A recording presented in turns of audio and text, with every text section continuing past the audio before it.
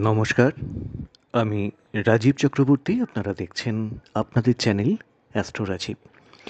মাসিক রাশিফল আগস্ট 2025 কেমন যেতে পারে সে সম্পর্কে থাকছে আলোচনা। আজকের আলোচ্য রাশি এবং লগ্নটি হচ্ছে মিথুন।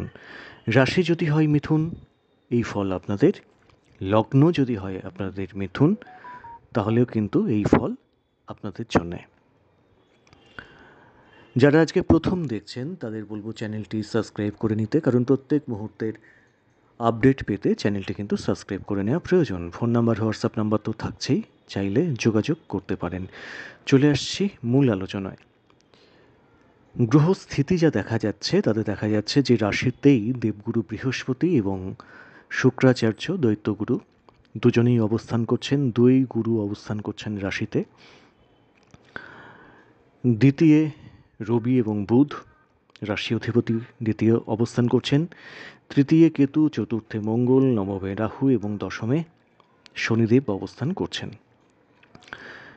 তো এই যে গ্রহের স্থিতি, এই বিচারে মিথুন তার কেমন যেতে পারে সে সম্পর্কে থাকছে আলোচনা।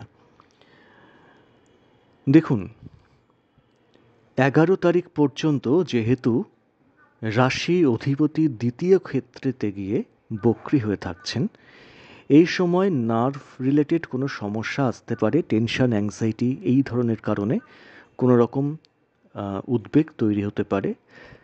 কিন্তু যাই কিছু হোক, সেটা হচ্ছে একদম সামান্য। এই নিয়ে কোনো টেনশন, অ্যাংজাইটির কোনো কারণ নেই।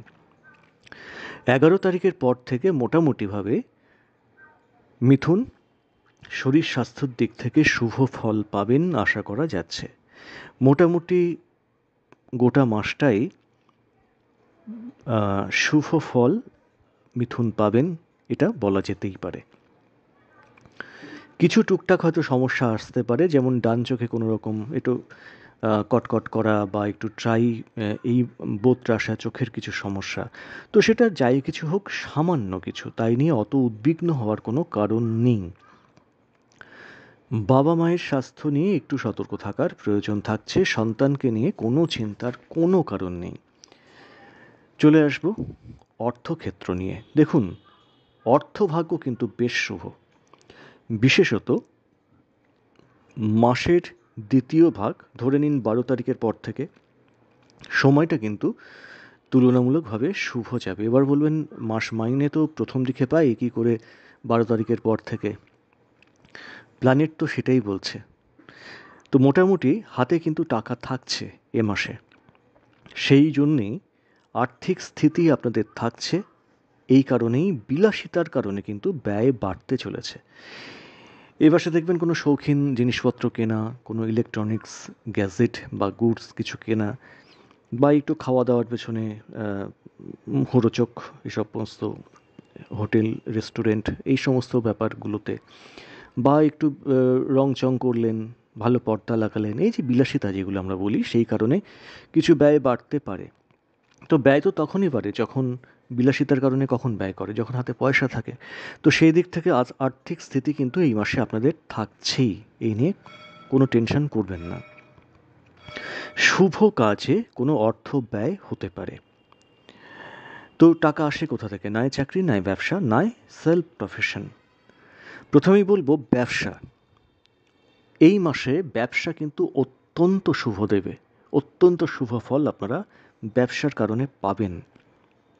ব্যবসা বৃদ্ধির যোগ দেখা যাচ্ছে।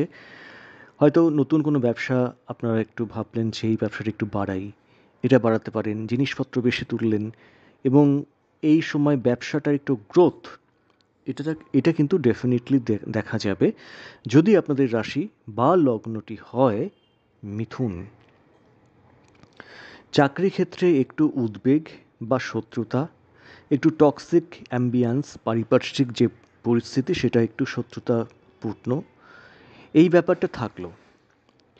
তা সত্ত্বেও আপনারা হয়তো বলবেন যে পুজোর মুখে কি চাকরি নিয়ে কোনো টেনশন আছে, চাকরি কি চলে যাবে? দেখুন, ব্যক্তিগত জন্মছকে যদি চাকরি চলে যাওয়ার সেই রকম কোনো রকম অশুভযোগ না থাকে, নিশ্চিত থাকুন চাকরি যাচ্ছে না।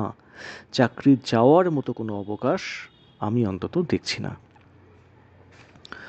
ব্যবসা ভালো চলবে বলেই দিলাম, ব্যবসার গ্রোথ আছে সেটা বলেই দিলাম। তো চাকরি ক্ষেত্রে যেটা হতে পারে, চাকরি ক্ষেত্রে দেখবেন কোনো মহিলা থেকে তাদের আনুকূল্য আপনারা পেতে পারেন, অথবা বয়স্ক কোনো বস, হায়ার অথরিটি, তাদের আনুকূল্য কিন্তু আপনারা পাচ্ছেন। তাই ওই পেছনে কী কী কলকাঠি নাড়লো ওটা নিয়েও তো ব্যস্ততার বা চিন্তাভাবনার কোনো কারণ নেই। চলে আসবো সম্পর্ক নিয়ে আলোচনায়। এ মাসে প্রেম এবং দাম্পত্য দুটোই কিন্তু খুব ভালো দেখাচ্ছে। জীবনে নতুন প্রেম আসতে পারে, প্রেম বা দাম্পত্যে রোম্যান্স বাড়তে পারে। প্রেমজ বিয়ের জোরালো যোগ কিন্তু দেখা যাচ্ছে এই মাসে। যাদের ব্যক্তিগত জন্মছকে বিয়ের যোগটি অত্যন্ত শক্তিশালী, এই সময় যারা প্রেম করছেন প্রেমজ বিয়ে কিন্তু হয়ে যাওয়ার প্রভূত সম্ভাবনা থাকছে। সম্পর্কের মধ্যে প্রতিবেশীদের সঙ্গে সম্পর্কের যে ব্যাপার সেটা বলবো, একটু সাবধান থাকতে হবে। প্রতিবেশীদের থেকে কিন্তু কোনো রকম ভুল বোঝাবুঝি বা ক্ষেত্রটা খুব একটা শুভ দেখাচ্ছে না। ভাই বা বোন শত্রুতা করলেও খুব একটা সুবিধা করতে কিন্তু পারবে না। সম্পত্তি রিলেটেড কোনো ব্যাপার থেকে একটু সাবধান থাকতে হবে। যদি গণ্ডগোল কিছু হয় তো ওই সম্পত্তি রিলেটেড কোনো ক্ষেত্র থেকে কিন্তু কোনো গণ্ডগোল হওয়ার সম্ভাবনা থাকবে। আইনি ক্ষেত্র মোটামুটি শুভ দেখাচ্ছে। মাথা একটু উত্তপ্ত থাকবে, দেখবেন হঠাৎ হঠাৎ আপনাদের রাগের প্রকোপ বা মাথাটা গরম হয়ে যাচ্ছে, এটাকে নিয়ন্ত্রণ করতে হবে, সামলে চলতে হবে। অযথা জেদ এবং এই কাজটা করেই তবে ছাড়বো, এই যে মানসিকতা এটা আপনাদের থাকবে, এটাকে কিন্তু এ মাসে একদম এড়িয়ে চলতে হবে। কি বললাম আশা করি বুঝতে পেরেছেন। মন চঞ্চল থাকবে, বিদ্যাক্ষেত্রে মনটাকে একটু বসাতে হবে। মনে দেখবেন অনেকেরই একটা জ্বালা জ্বালা ভাব অনুভব করবেন, ভালো লাগছে না, এই অনুভূতিটা থাকবে। এটাকে নিয়ন্ত্রণ করুন। রাশিতে 2 গুরু অবস্থান করছেন, বিদ্যায় ডেফিনেটলি সুফলই পাবেন। উচ্চ বিদ্যায় বাধার মধ্যে দিয়ে এগোতে হবে, তবে আলটিমেট সুফল মিলবেই। যারা গাড়ি কিনতে চাইছেন, বাড়ি করতে চাইছেন, দেখুন এই সময় দেখে শুনে রাখতে পারেন, কথাবার্তা বলে রাখতে পারেন। কিন্তু এই মাসেই, কারণ চতুর্থ ক্ষেত্রে মঙ্গল অবস্থান করছেন, ঠিক আছে, কিন্তু সেখানে বক্রী শনির দৃষ্টি কিন্তু মঙ্গলের উপরে পড়ে রয়েছে, যার ফলে কোনো সিদ্ধান্ত পাকাপাকিভাবে নেওয়ার জায়গাটা এই মাসে নেই। তো বলবো দেখে শুনে কথাবার্তা বলে বুঝে আইনি দিক খতিয়ে দেখে কথাবার্তা এগিয়ে রাখতে পারেন, পরবর্তীকালে সেটা ফলপ্রসূ হওয়ার সম্ভাবনা থাকবে। যারা বিদেশে আছেন তারা কিন্তু সুফল পাবেন। এই সময়টায় দেখবেন সময়টা কিছুটা যেন অনুকূলে চলে আসছে। অনেক প্রতিবন্ধকতা দেখবেন আপনাদের অনুকূলে চলে আসছে, প্রতিবন্ধকতা কেটে যাচ্ছে। এই সময়টাকে একটু কাজে লাগান, দেখবেন সুফলই মিলবে। তো মোটামুটি একটা আভাস দেওয়ার চেষ্টা করলাম আগস্ট কেমন যেতে পারে। কেমন লাগলো জানাবেন। আজ এ পর্যন্তই। নমস্কার।